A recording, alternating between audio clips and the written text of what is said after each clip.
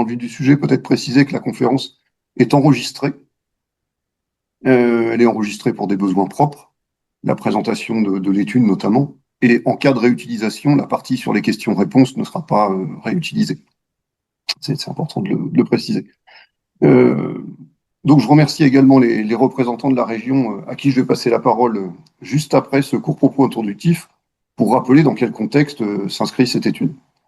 Donc l'étude qui va vous être présentée aujourd'hui a été réalisée, je l'ai déjà dit, en partenariat avec le Conseil régional et s'inscrit dans la continuité de travaux précédents.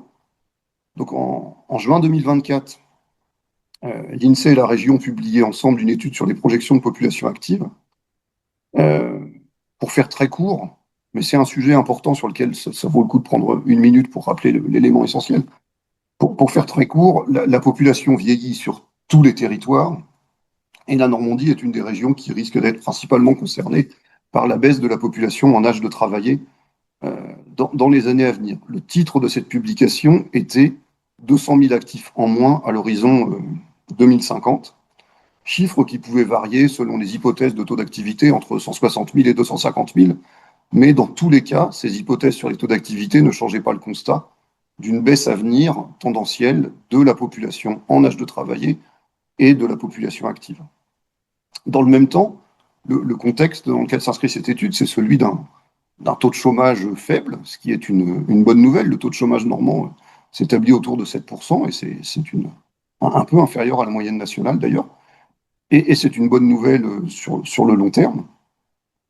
Et donc l'étude s'inscrit pleinement dans le contexte qui a d'ailleurs, comment dire, incité la loi pour le plein emploi, qui intègre tous ces éléments et qui invite à élargir la focale quand on s'intéresse au marché du travail, et donc à ne pas se limiter seulement aux actifs en emploi ou aux demandeurs d'emploi, voire, comme on le fait des fois de manière trop restrictive, aux seuls demandeurs d'emploi qui font des démarches actives pour rechercher un emploi et sont immédiatement disponibles, ce qu'on appelle les chômeurs au sens du Bureau international du travail. Voilà. Donc là, l'étude qui vous est proposée est une étude qui élargit vraiment la focale et s'intéresse à l'ensemble de la population. Donc cette étude vous sera présentée par Flavien Allôme juste après, et assez volontairement, je ne rentre pas dans les résultats pour ne pas dévoiler la présentation, et je passe volontiers la parole à M. Tienpon, qui est directeur de la direction prospective, compétences et territoires à la région Normandie. Merci, bonjour à tous. Quelques mots très rapides pour dire qu'effectivement, c'est très important pour la région d'aller chercher ce partenariat de qualité pour travailler des chiffres avec une rigueur, je dirais, tout à fait reconnue. On a un partenariat qui se met en place au fil des années. Monsieur Giton vous a présenté à l'instant l'étude précédente. Euh, on a fait l'effort de compter combien de personnes l'avaient reçu cette étude. On est aujourd'hui à plus de 2500 personnes à qui ça a été physiquement présenté.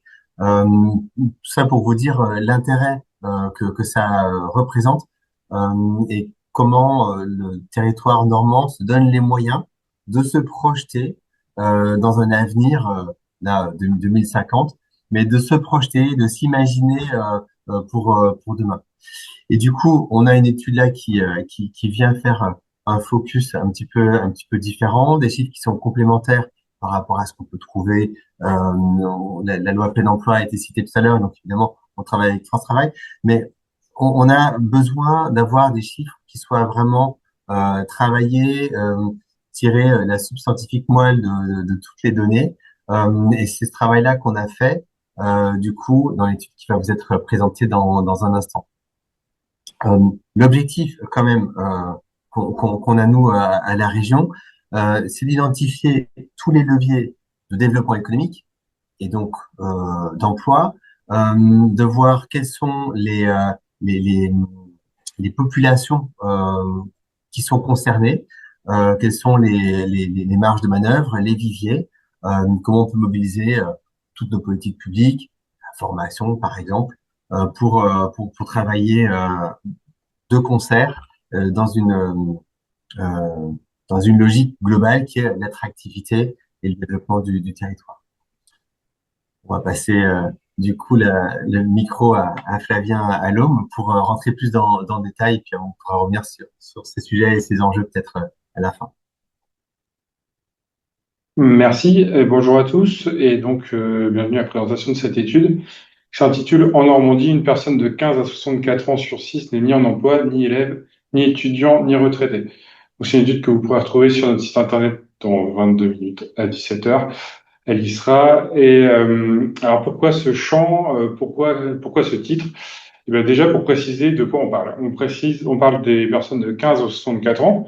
Donc c'est la tranche d'âge des gens qui sont considérés comme en âge de travailler. C'est internationalement cette tranche d'âge-là, pardon, qui est retenue. Et on parle des personnes qui ne sont ni en emploi, ni élèves, ni étudiants, ni retraités. Donc ça exclut du champ les lycéens, les personnes en études supérieures ou les personnes qui n'ont pas 64 ans, mais qui sont déjà à la retraite.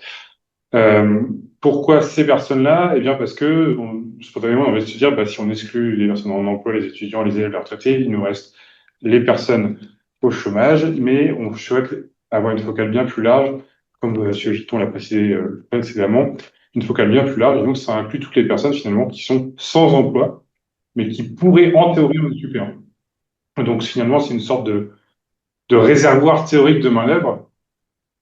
Je mets beaucoup de guillemets autour de cette expression, puisqu'on va voir que ce sont des personnes qui recouvrent des situations très diverses et que ces situations très diverses recouvrent aussi des rapports à l'emploi et des éloignements vis-à-vis de l'emploi qui sont aussi assez disparates. Donc la présentation va s'articuler en trois parties. D'une part, on va faire une partie de cadrage pour préciser un peu plus loin de qui on parle. Euh, et dans les grosses masses, déjà répondre à la question, bah, c'est combien de personnes, ces personnes-là? Où est-ce qu'ils sont en Normandie? Ensuite, on déroulera quelles sont les caractéristiques un peu plus détaillées de ces sans-emploi, leur âge, leur sexe, etc. Et enfin, on déterminera 5 profils types de personnes sans emploi qui se dégagent. Et je vous expliquerai comment on les a déterminés et je les développerai et pourquoi surtout on les a mis en évidence. Donc, les personnes sans emploi, de qui parle-t-on? Alors évidemment, tout de suite, quand on parle de personnes sans emploi, on pense à France Travail et donc aux demandeurs d'emploi qui sont inscrits à France Travail, dont font partie d'ailleurs depuis le 1er janvier 2025, c'est la loi, les bénéficiaires du RSA. Pardon, Flavien, juste une Oui, vérification pour le. Moi, je ne vois pas le diaporama, Oui. ce Non, qui n'a pas effectivement, on gêné le pour voit cette pas. partie du propos. Non, c'est Mais devant. Oui. encore une fois, c'était pas du tout gênant, bien au contraire, pour cette partie du propos, hein. Mm, mm. Mais voilà, je je pense que pour vais la suite, mieux. c'est bien de l'avoir. Veuillez m'excuser. Euh, Merci. donc l'intérêt de France Travail, c'est donc on a toutes les personnes qui sont demandeurs d'emploi inscrits à France Travail. Ça regroupe une population assez large, mais ça ne permet pas d'avoir d'informations sur les personnes sans emploi qui sont non inscrites, d'une part, et puis d'autre part, vous avez des personnes qui sont inscrites à France Travail qui ne recherchent pas forcément d'emploi. C'est pour ça qu'il y a des catégories de A à G à France Travail. Donc, c'est une source qui a son intérêt, mais ici, c'est trop restrictif par rapport à ce qu'on cherche. On a chez nous à l'INSEE l'enquête emploi qui se base sur la définition du chômage au sens du BID, donc le Bureau international du travail. C'est la mesure usuelle du chômage qu'on entend partout tous les trimestres et qui permet des comparaisons internationales. Ici est comptabilisé comme chômeur toute personne de plus de 15 ans sans emploi qui est disponible pour en occuper un dans les 2 semaines et qui en a cherché un activement au cours des 4 dernières semaines. Donc, c'est vraiment les trois critères pour être considéré comme chômeur. J'ai pas d'emploi, je suis disponible pour en occuper un et j'en ai cherché un. Donc, cette enquête, elle est assez riche.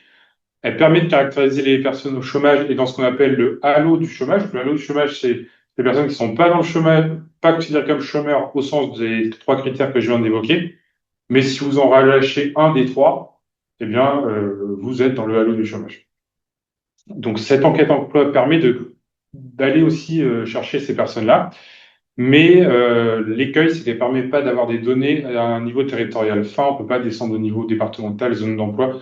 On n'a pas assez de données pour ça. Et donc, c'est problématique. Et c'est pour cette raison qu'on a écarté cette enquête emploi. Et j'en viens enfin au recensement de la population, qui est millésimé en date de 2022 et qui permet de considérer ici au chômage une personne qui a déclaré ne pas avoir d'emploi et en chercher un. Donc on est sur une mesure déclarative. Et l'avantage du recensement, c'est qu'elle permet d'avoir des données exhaustives et détaillées à un niveau très fin pour toutes les personnes qui se déclarent sans emploi, donc qui inclut à la fois les chômeurs, mais aussi les inactifs. Je rappelle à cette occasion que les chômeurs font partie de la population active. Nous y voici. Les statuts des Normands de 15 à 64 ans, sans emploi, ni élèves, ni étudiants, ni retraités. Le titre indique que ça fait une personne sur 6 qui est sans emploi, soit 338 000 personnes. Ces 338 000 personnes, ils se divisent en deux parts totalement égales. D'une partie, les inactifs qui ne cherchent pas d'emploi, donc ça regroupe vraiment une grosse diversité de situations, des situations choisies, des situations moins choisies, des situations de pré-retraite, des personnes au foyer, des personnes qui sont hospitalisées de longue durée, des personnes qui sont incarcérées. Voilà, c'est vraiment une très grande diversité de situations. Et vous avez 169 000 autres personnes qui, eux, sont considérées comme des actifs au chômage. Donc, une moitié d'inactifs, une moitié d'actifs. Et parmi les chômeurs, on a 98 000, quasiment 100 000 chômeurs de moins d'un an et 70 000 depuis un an ou plus. Donc, parmi les chômeurs, on a une majorité de chômeurs de courte durée, mais on a quand même 70 000 chômeurs de plus d'un an. À noter que parmi l'ensemble de ces 338 000 personnes sans emploi, une sur cinq n'a jamais occupé d'emploi. Là encore, on a une diversité de situations. Vous avez des personnes qui ont un certain âge et qui n'ont jamais occupé d'emploi pour diverses raisons. Et vous avez des personnes qui viennent de sortir des études et qui n'ont jamais occupé d'emploi simplement parce qu'ils sortent des études. Alors, retenez bien ces trois silos que je viens de présenter, là, les chômeurs de moins d'un an, les chômeurs de plus d'un an et les inactifs. On va les suivre, ces trois silos-là. Finalement, ça représente une sorte de continuum en termes d'éloignement de l'emploi. Hein. Si vous êtes chômeur de courte durée, vous êtes plus proche de l'emploi que si vous êtes chômeur de longue durée, qui sont même plus proches de l'emploi que les inactifs qui ne font pas de démarche de recherche d'emploi. Donc ces trois silos-là, ils se répartissent finalement de manière assez similaire selon les régions. Il n'y a pas une différence énorme entre la Normandie et les autres régions. Si on compare la Normandie qui est avant-dernière sur ce graphique, en avant-dernière position avec la France métropolitaine qui est un peu au milieu du graphique, vous voyez que les barres se répartissent à peu près équitablement. Seules deux régions se distinguent finalement, c'est la Corse et Provence-Alpes-Côte d'Azur, qui ont une proportion d'inactifs un peu plus importante. À noter que si on rajoutait au graphique la barre des actifs en emploi, la proportion de sans-emploi en Normandie est finalement dans la moyenne métropolitaine par rapport à ce qu'on peut constater donc au niveau national. Alors, maintenant qu'on a défini nos sans-emploi, qui sait ils sont combien, voir ils sont où ces sans-emploi. Donc là, on a plus vous allez vers le violet foncé sur la carte et plus vous avez une part de sans-emploi dans la population des 15-64 ans qui est importante, plus c'est clair et moins on en a.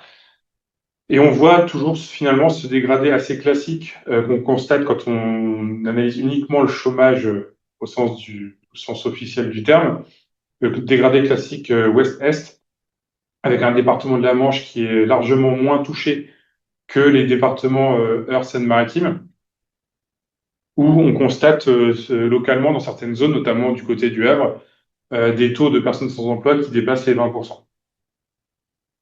Il y a trois zones d'emploi finalement qui sont particulièrement touchées, un peu plus touchées que les autres.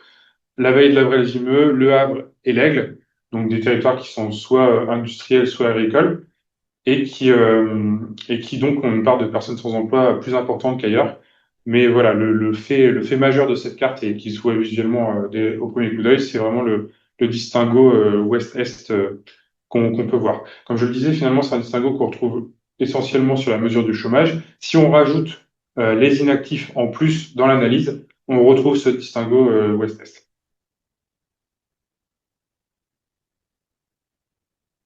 Alors, cela étant dit, j'ai passé aux caractéristiques des personnes sans emploi. Donc, on va essayer de les décrire. Comment on peut les spécifier. Alors, dans la publication, vous retrouverez ce qu'on appelle en langage technique un radar, qui indique finalement les surreprésentations de chacune des modalités des variables qu'on a choisies pour les caractériser, donc l'âge, le sexe, la possession d'une voiture, etc., le niveau de diplôme. Je vais pas m'apesantir trop sur ce graphique-là et on va finalement regarder chacune des branches spécifiquement pour les détailler et expliquer un peu plus les choses. Donc, j'ai commencé par le niveau de formation, qui est forcément un enjeu majeur quand on parle d'emploi et d'avoir un emploi ou de ne pas en avoir, pour constater que finalement, un tiers des sans-emploi n'ont aucun diplôme, alors que les personnes en emploi, donc parmi les 15 à 64 ans, ne sont que 8% à ne pas avoir de diplôme. Ici, quand on parle d'avoir un diplôme, on a inclus le diplôme maximal brevet des collèges, certificat d'études ou pas de diplôme du tout. Donc là, si on cumule toutes les personnes dont le niveau de diplôme maximal, c'est brevet des collèges, 8% parmi les personnes en emploi, 34% pour les personnes sans emploi. Et chez les inactifs, donc les personnes qui ne cherchent pas, qui n'ont pas d'emploi et qui n'en cherchent pas un, cette proportion-là monte à 43%.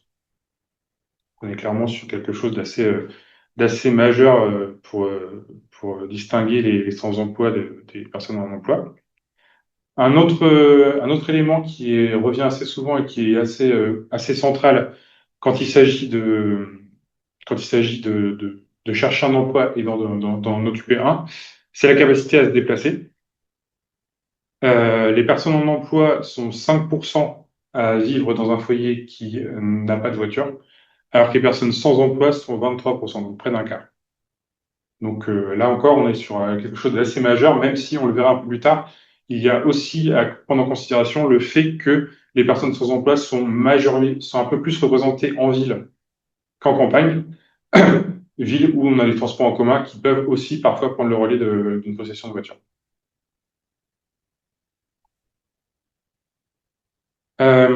Si on regarde sur le distinguo homme-femme des personnes sans emploi, on constate que finalement, dans la population des chômeurs, on a, que ce soit des chômeurs de moins d'un an ou des chômeurs de un an ou plus, on a à peu près un équilibre homme-femme, qu'on retrouve également chez les personnes en emploi, et qu'on retrouve évidemment dans la population globale. En revanche, quand on zoome chez les seuls inactifs, donc qui n'ont pas d'emploi, qui n'en cherchent pas, on constate qu'on a 63% de femmes contre 37% d'hommes. Et ça, c'est lié au fait que dans cette population d'inactifs, on a une part importante de personnes qui se déclarent comme personnes au foyer. Et que aujourd'hui, on a, en tout cas au sens du déclaratif du recensement, 95% des personnes au foyer sont des femmes, ce qui explique qu'on a donc une surreprésentation de femmes chez les inactifs.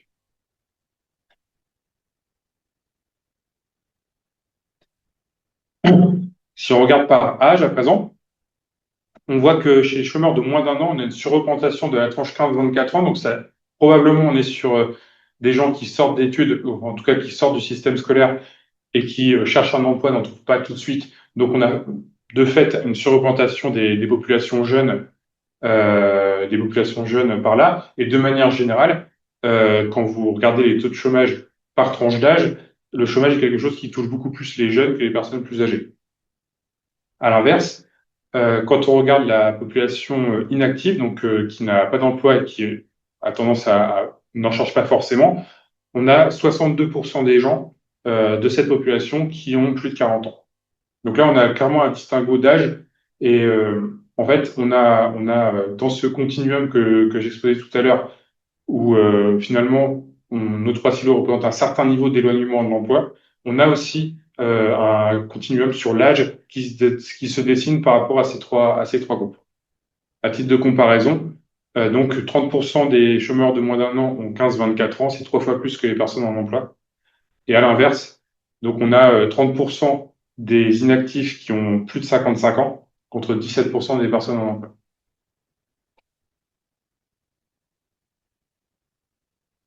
Sans doute du fait de revenus moindres, les sans-emploi sont également plus souvent locataires. Alors là, on est sur un miroir parfait. Les personnes en emploi sont 36% les personnes en emploi sont 36% à être locataires et 64% à être propriétaires. Alors que les personnes sans emploi, c'est l'inverse, c'est le graphique inversé. Donc voilà, une nette prédominance de la propriété chez les personnes en emploi et c'est l'inverse chez les personnes sans emploi. Encore une fois, sans doute du fait de revenus moindres. Et les personnes sans emploi vivent également plus souvent seules. Donc la publication précise que finalement les personnes sans emploi cumulent les fragilités sociales. En tout cas, voilà, ça peut représenter un certain nombre de difficultés, notamment le fait de vivre seul quand on a des situations, par exemple, de parentalité qui se cumulent. Et comme je le disais, les personnes sans emploi vivent également plus souvent en ville, 63%, que les personnes en emploi, qui sont 48% à vivre en ville. Voilà, donc on a dressé quelques caractéristiques principales qu'on peut ressortir des personnes sans emploi. Et à présent, comme je vous disais, on a distingué des profils types, parce que finalement, ce sont des caractéristiques grosses mailles, mais les situations sont diverses et qu'on soit en ville, qu'on soit pas en ville, qu'on soit chez les profils jeunes, moins jeunes, etc., on va trouver des situations un peu différentes qu'on va pouvoir caractériser, dresser des profils types. Et le but de faire ces profils types, c'est pas de les faire pour les faire, mais bien d'amener des clés de compréhension pour les acteurs publics pour mieux répondre aux problématiques qui se posent sur sur ces profils de personnes sans emploi, parce que comme je vous le disais en introduction, finalement, ces 338 000 personnes représentent un vivier théorique, mais un vivier quand même de main-d'œuvre. Et le savoir un peu où ils sont, ce qu'ils sont et quelles sont leurs caractéristiques communes, c'est un levier important dans la réflexion publique. Donc, ces profils types, je vais vous exposer rapidement comment on les a construits. Très simplement, aucune formule maths. On va faire simple et vous allez voir, ça va se comprendre tout seul.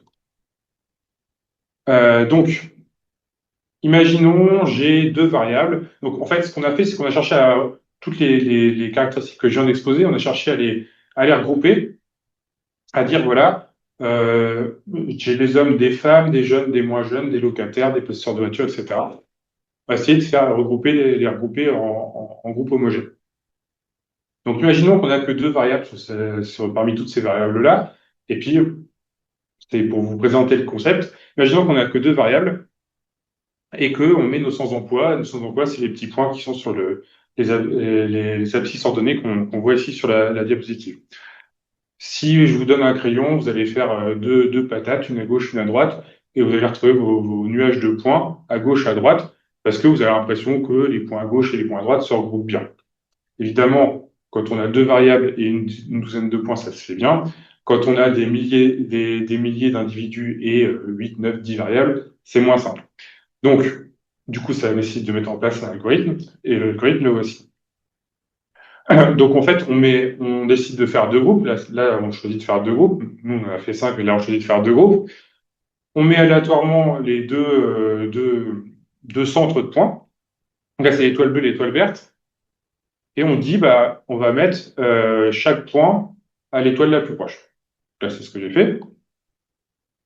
Et puis ensuite, on va réaffecter les étoiles au centre des nuages qui vient d'être fait. Donc là, sur l'étape numéro 3, vous voyez, on a juste décalé l'étoile bleue au centre du nuage bleu et l'étoile verte au centre du nuage vert.